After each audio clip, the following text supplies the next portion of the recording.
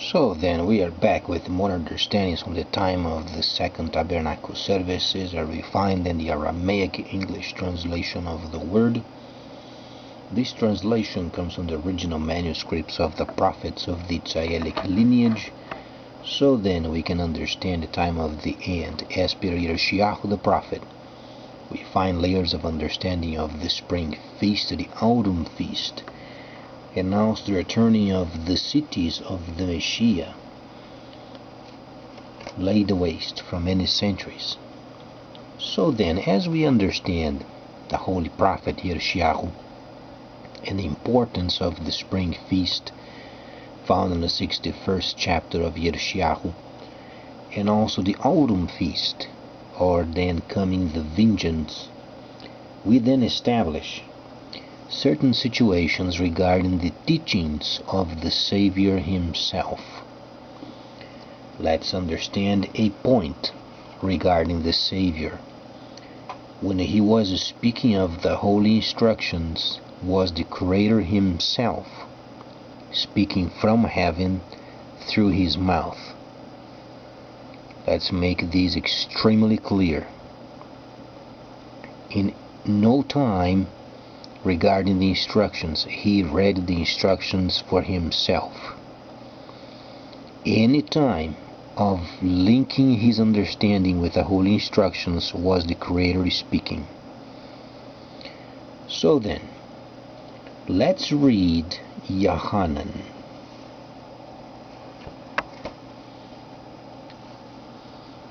Let's explain the situation regarding the vine.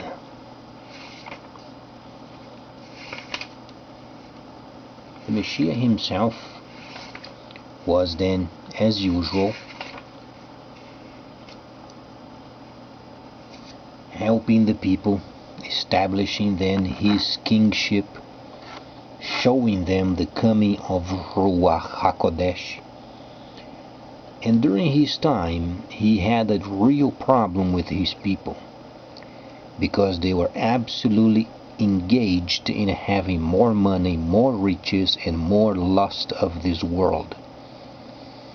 Some people, they have the misconception of having an important position in this age, contaminated, condemn the world as a means of importance before God.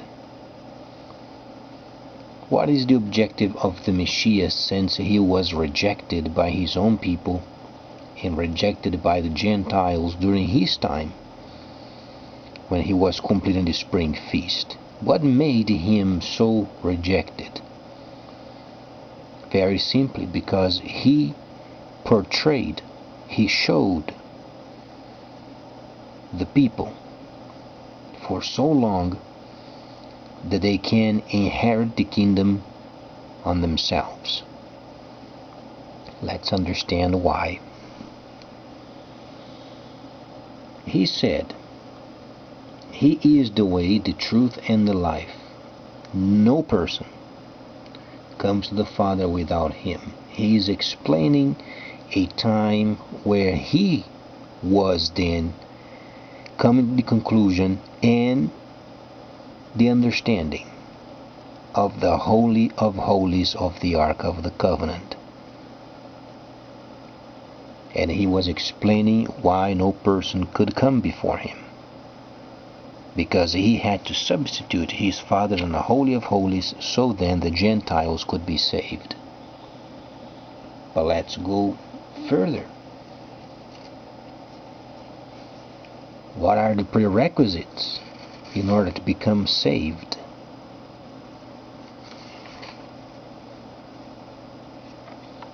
He is the vine, and his Father is the cultivator.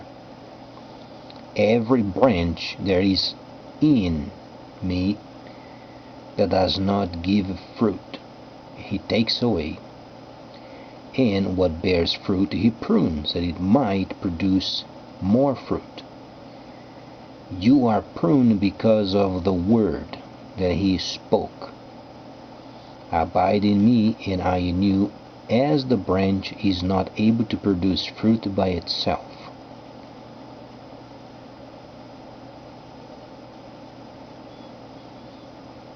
So then, whoever abides in me and I in him, the person will produce plentiful fruit, because without me you are not able.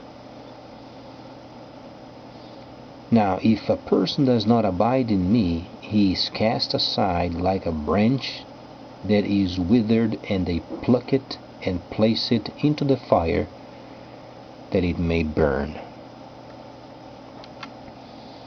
What is the objective then of the teaching of the Savior? He's explaining tabernacling. Evil always detests what the instructions teaches.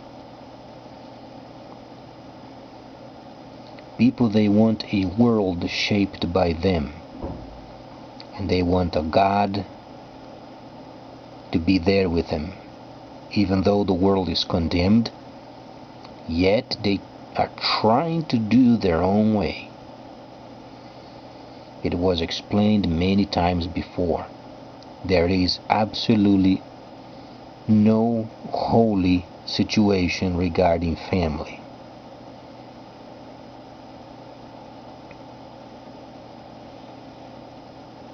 The Messiah said, if a person does not bear fruit of tabernacling, then a person is taken aside and burned. He is explaining of the autumn feast.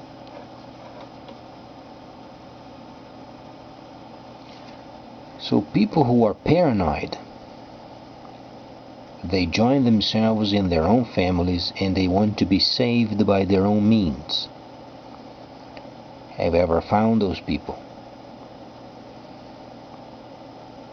They want to cling to themselves as a unit, and then they think by doing so, God is then saving them. No, they are not saved. They only clung to each other. Salvation is extremely simple. A person must be in the Messiah, linked with the Holy of Holies, linked with tabernacling, and then bearing fruit. When a person is engaged with this, then a person is saved, independently if you have a family or not.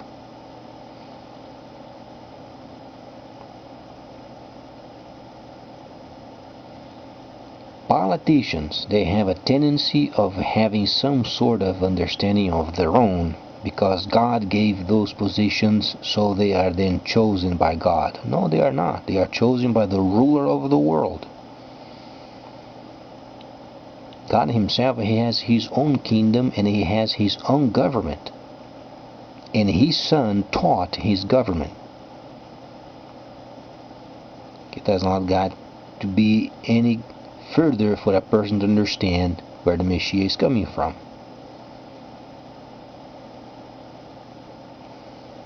This age must be completed, and those who are not saved going to torment, first death, and then when the earth is burning, then the souls in torment in the first death are thrown into the second death, along with the evil spirits of this world. Thus the second death.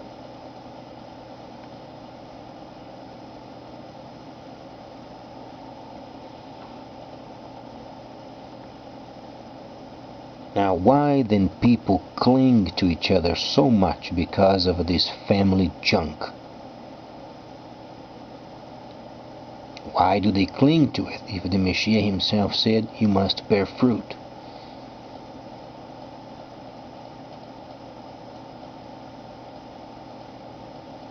Is it evil cultivating a family? If you love your family more than the Messiah, it is evil.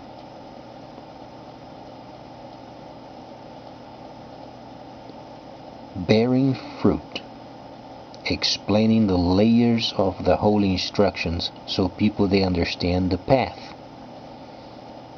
If you do this constantly, then you bear fruit. If you don't do it, you are burned with the others. You, your family, your uncle, or any other person. Let's then read once again what the Messiah has said. He is the way, He is the truth, and He gives them the life. Without Him, a person simply can't do nothing. Now it takes initiative from each person. Some people, they are never initiators. They stay around, they kind of hide themselves, always waiting for somebody else to do the work. And they never go over the edge. Never courageous enough to go to the other side. Never insistent enough to read the holy instruction and then becoming a beacon of light to other people.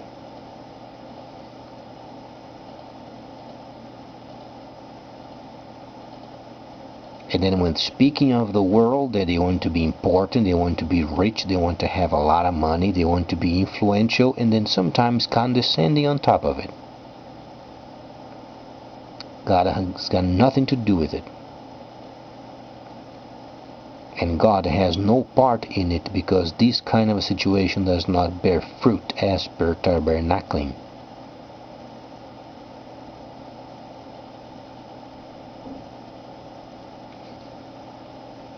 Daniel explains the layers of the time of the restoration period, and then he explains also the end of the world. The Messiah himself said, Luke 1:7, at the end of times, then they are then the people of the world. They are going to be given to relationships. They're going to be involved in relationships, doing trade, harvesting, and sowing. And then comes the end, abruptly. He's explaining those people who are caught in their own works.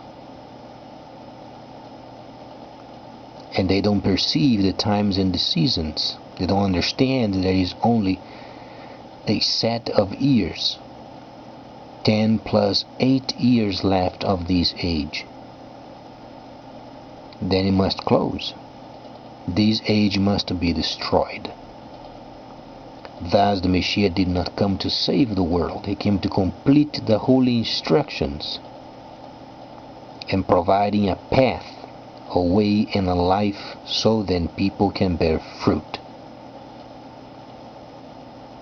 Apart from these, second death awaits. Please stay tuned. Much more coming up.